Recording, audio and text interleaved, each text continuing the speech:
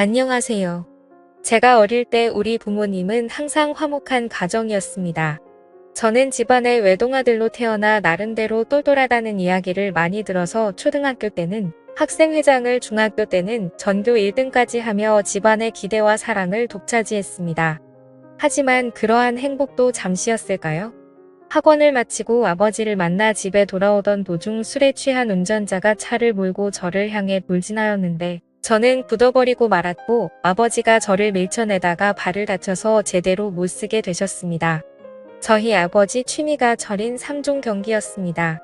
그토록 건강하고 활발하셨던 아버지는 그날부로 한쪽 발을 제대로 못 쓰게 되셨고 제가 알기로는 허리와 하반신까지 장애가 생긴 걸로 알려져 있습니다.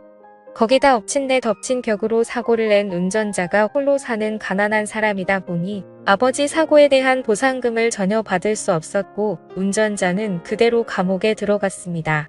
그렇게 집안의 가장이던 아버지가 일을 못하기 시작하자 집은 점점 빚의 수령에 빠져들었고 아버지는 그런 와중에도 어쩔 수 없이 뭐라도 하겠다며 일을 하러 다니셨습니다.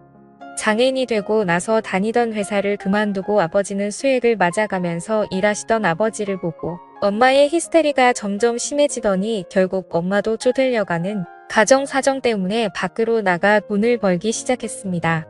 저도 더 이상 옛날처럼 공부를 위해 학원을 마음 편히 다닐 수가 없게 되어서 집에서 혼자서 공부를 하고 살았었지요. 그때를 생각하면 가장 기억에 남았던 건 화장실이었습니다. 저희가 이사간 새로 들어간 집은 화장실이 없었습니다. 큰 볼일을 봐야 할 때는 항상 1층 집으로 내려가서 화장실을 가야 했고 작은 볼일은 요강이나 페트병에 볼일을 보고 아침에 버리고 했을 정도로 저희 집 사정은 한순간에 정말 빈약해졌었죠. 그러던 중 어느 날부터 항상 저녁이 되면 엄마와 아빠가 다투는 소리에 자다가 깨어날 때가 많았습니다. 알고 봤더니 엄마가 남자가 생긴 거더라고요.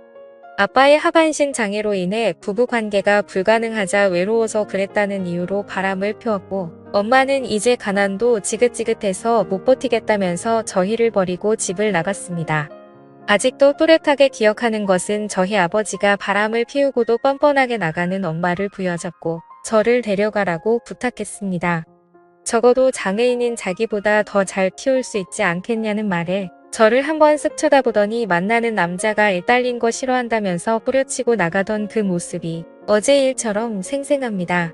아빠는 울면서 저에게 말했습니다. 아들아, 이 모든 일이 이 아빠가 부족해서 생긴 일이라고요.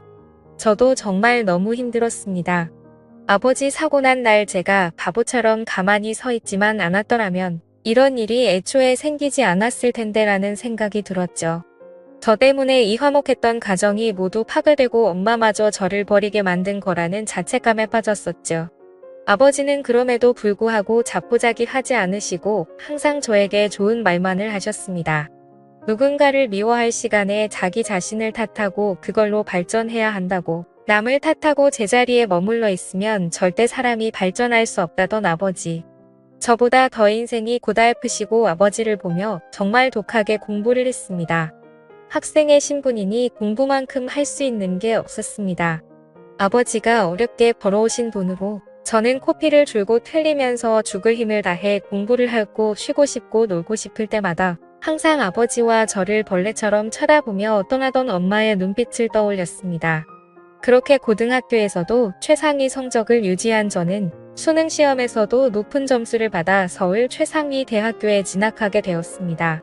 그때부터라도 아버지께 폐를 끼치고 싶지 않았기에 저는 과외를 하며 제 학비와 생활비를 충당했습니다. 군대는 생계 곤란 사유로 면제를 받게 되었고 그렇게 학교를 남들보다 일찍 졸업하여 기업에 입사하게 되었습니다. 제가 대학을 졸업하고 기업에 입사하던 날 저희 아버지는 이제 자기는 죽어도 여한이 없다며 펑펑 우시던 아버지를 제가 끌어안고는 무슨 말씀하시냐고, 그동안 아버지가 이 아들을 책임지고 이만큼 잘 키워주셨으니 이제 제가 아버지를 책임질 때라고 말씀드렸죠. 그때도 제 스스로 대학을 졸업하고 취직할 때까지 연애는 안 하겠다고 마음 먹었던지라 그 결심을 지켰습니다. 그렇게 기업에 입사 이후 저도 이제는 여자들에게 관심을 가지게 되었고 아버지도 이제 대기업에도 취직하고 했으니 여자들도 좀 만나고 결혼도 해서 손자라도 안겨달라며 웃으면서 말하시더군요. 그때부터는 저도 삶의 여유를 가지고 일을 하며 누군가를 만나기 시작했습니다. 정말 공부에 집중할 때도 제가 원하지 않아도 여성들이 다가와 호감을 표현했습니다. 제 입으로 말하기 쑥스럽지만 나름 인기가 있었던 것 같네요. 아무튼 이런 영향 때문인지 취직하고 나서 만났던 여자들은 저를 사랑한다 했지만 제 아버지의 존재를 알게 되면 거리를 두게 되고 그러다 몇 번의 헤어짐으로 이어지게 되자 아버지는 혼자서 자책을 하시며 저에게 자신 혼자 살아가면 된다며 우리 아들 앞길 막을 생각이 없다고 제발 이제 독립하라고 하더군요. 제가 사람인 이상 어떻게 그럴 수가 있겠습니까? 그렇게 시간은 금방 흘러 제 나이가 30이 넘어갈 무렵 나름대로 회사에서 인정도 받고 돈도 모으게 되어서 20평대의 아파트에 들어가게 되었고 생활이 안정이 좀 될 무렵 지금의 아내를 만나게 되었습니다.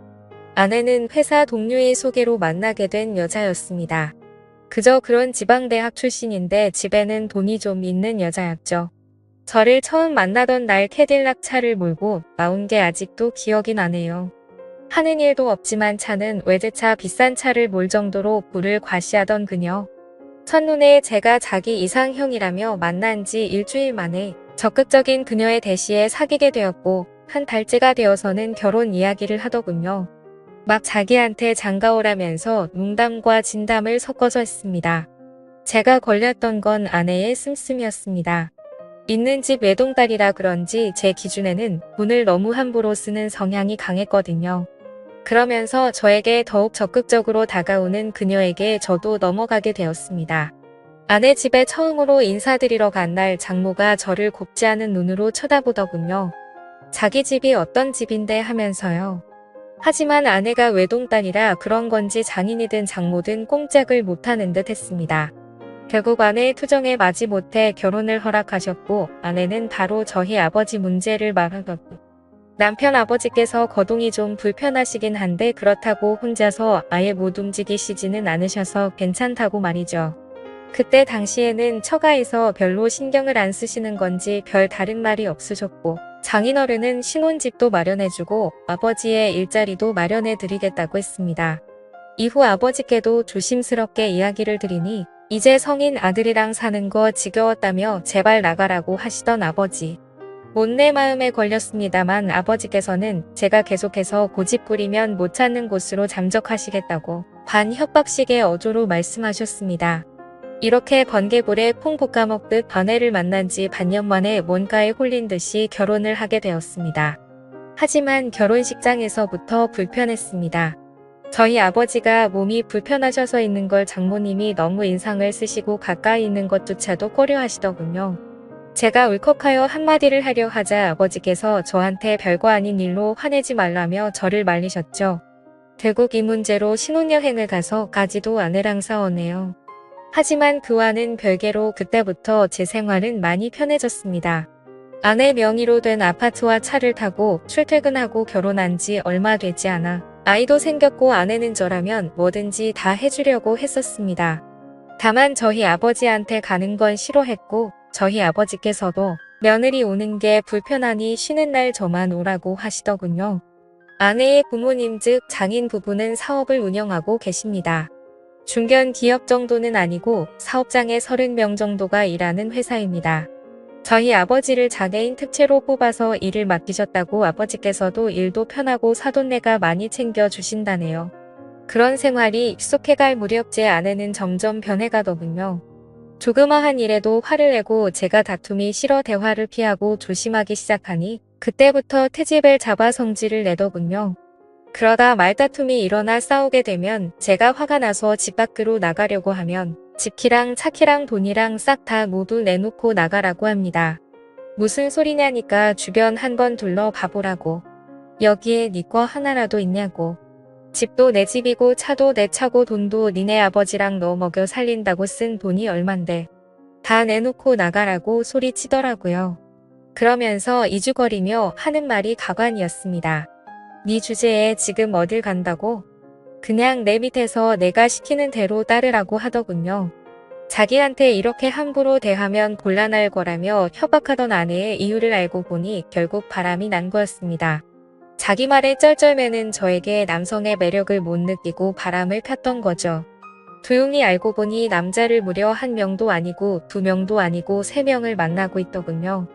그 사실을 알게 되고 나서 아내에게는 아무것도 모르는 척 행동하면서 이혼을 결심했고 장인 회사에 찾아갔다가 저는 더욱 충격적인 장면을 목격하고 말았습니다.